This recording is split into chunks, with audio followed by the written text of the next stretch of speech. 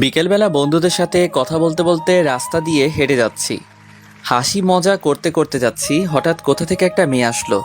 মেয়েটা পিচ্চি, হয়তো ক্লাস 5-এ বা 6-এ পড়ে।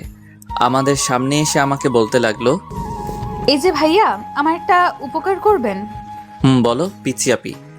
আমি মোটেও পিচ্ছি না, আমি ক্লাস 6-এ পড়ি। ও সরি, পিচ্চি বলো। আমি আমার বিড়ালটা হারিয়ে ফেলেছি, একটু খুঁজে দেবেন? কি? ভাইয়া প্লিজ, আমি আমার টমকে খুব ভালোবাসি। টমকে?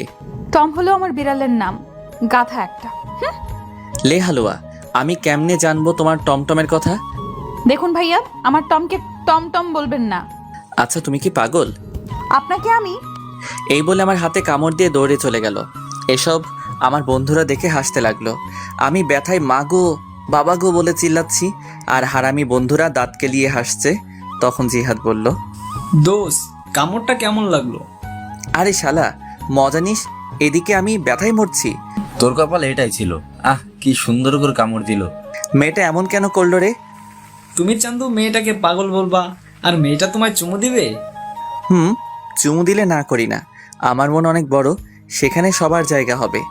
সবাইকে বোনের নজরে দেখবি। দেখলি না মেয়েটা তোকে কি সুন্দর করে ভাইয়া ডাকলো। ভাইয়া থেকে জামাই হব, তোদের কথা দিলাম। তার মানে আমাদের লেখক প্রেমে পড়েছে, এটাও সম্ভব? ইয়ে না মানে, হাত ব্যথা করছে, চল। কথা এড়িয়ে যাচ্ছিস কেন? তুই ব্যথায় মরে যাওয়ার আগে স্বীকার কর। ঠিক, স্বীকার কর, না হলে ছাড়ছি না। আরে ধুর, রাগ দেখিয়ে লাভ নাই চান্দু। প্রেমে পড়ছি, এবার ছেড়ে দে। এরপর হাত ধরে বাসায় চলে যেতে লাগলাম। এবার আমার পরিচয়টা দেই, আমি শাহরিয়ার রহমান। এবার এসএসসি দিব। বাবা মার তৃতীয় সন্তান, আমি ছোট, আমার বড় ভাই আর আপু আছে, বাবা আইনজীবী, মা গৃহিণী। আমি বাসায় গিয়ে কলিং বেল দিলাম, একটু পর ভাবি এসে দরজা খুলে দিল।